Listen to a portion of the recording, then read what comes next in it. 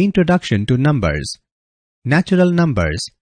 Natural numbers are the set of numbers used to count objects starting with the number 1, then 2, 3, 4, and so on. Whole numbers. The set of whole numbers includes the set of natural numbers with the addition of 0.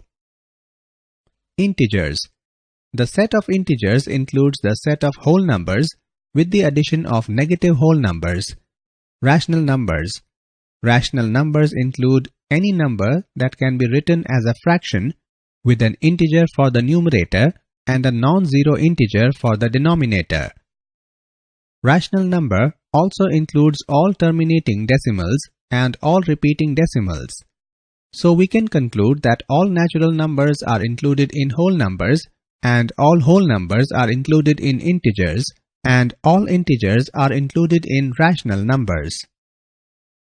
The irrational numbers include numbers such as the square roots of numbers that are not perfect squares, or we can say that those numbers which are non-terminating and non-repeating.